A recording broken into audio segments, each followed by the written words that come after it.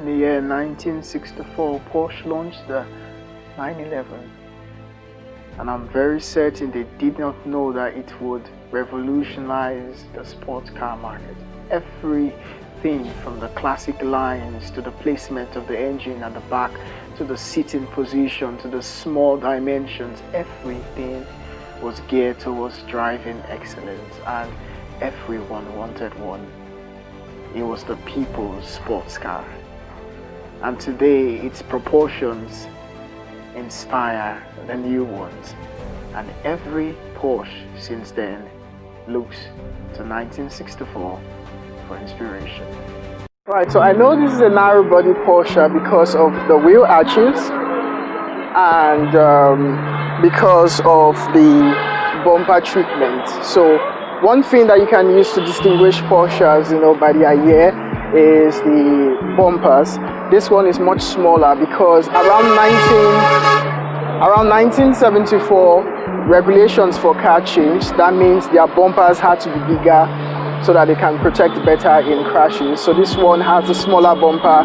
Tells me it was made between 1962 to 1973 or 1972. So it's a narrow body Porsche. It's a Targa.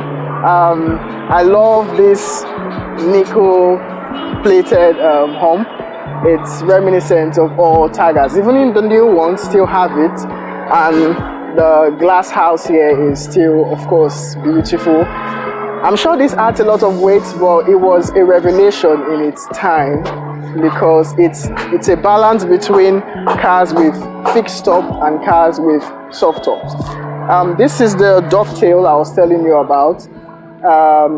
It's a weird shape, I know, and we call it dovetails because it has that shape, elevated shape of the dog, and it was introduced in 1973, and this car is not a 1973 model, so that means this was just added on because probably the owner liked about it.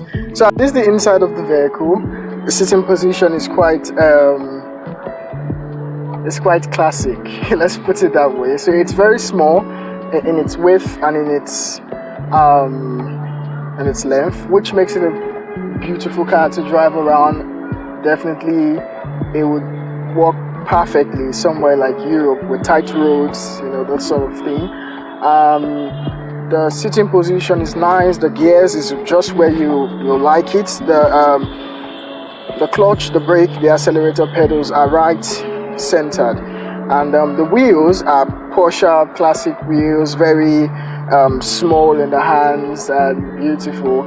I never thought I was very tall, but having the roof up makes it, my head keeps touching the roof, and I'm like, wow, these cars were really low at their time. So the only way I can drive this car is having the roof up, and the view out is less than ideal because I feel like the windshield bar is kind of in my line of sight, but it's manageable. Why? It's a Porsche. It's a classic Porsche, so you can forgive it for all its quirks.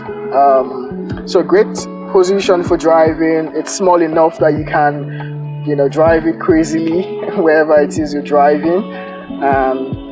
Important to note that the seats at the back are just for children and not for adults. You can have a beautiful lady in this side of the seats that will work perfectly, but the seats at the back are less than ideal for adults. That classic Porsche clock door sound. It's a very beautiful sound. So yes, it's very tight. It fits around you like a glove, which is something that all classic cars or most classic cars have in common. They have this glove feeling where you are in tune with everything going on around you because of how small the car is. I'm not sure about the ground clearance though, but I'm sure that it should be generous enough. The wheels are classic fork wheels, that's FUCH. It's Porsche sports wheels. And it's so nice that this car actually still has that because most times when cars come to Africa, you know, their wheels go to this side, their engine go to this side, the gearbox go to this side.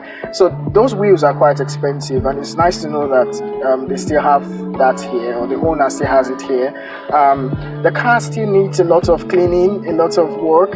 As you can see, the paper at the back from the painting crew, they actually painted everything again.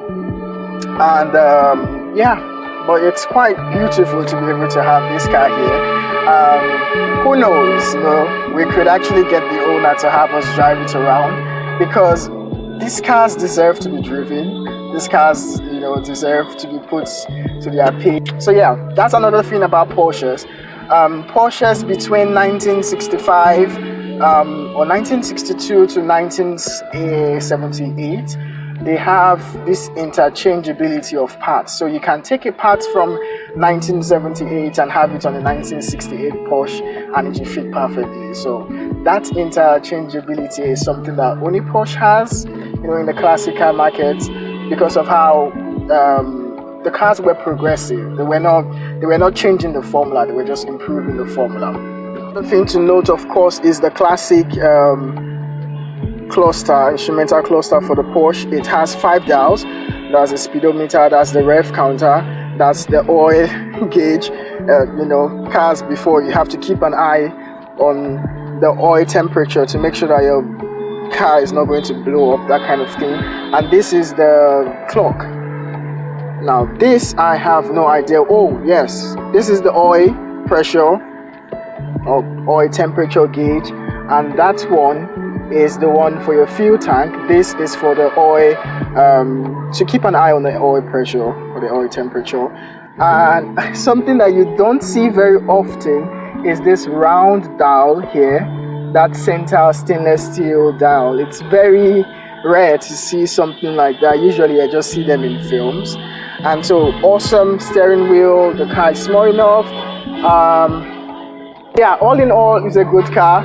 The seats are quite comfortable, they hold you well, and the steering wheel is right where you want it to be. So I see this as a car you take out in the evenings for a blast, you know, just to around your neighborhood, around the estate, or somewhere around Ikeja, just to have fun. You know, you put the top down and you just cruise.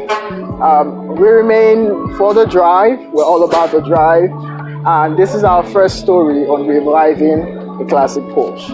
Thank you for joining me.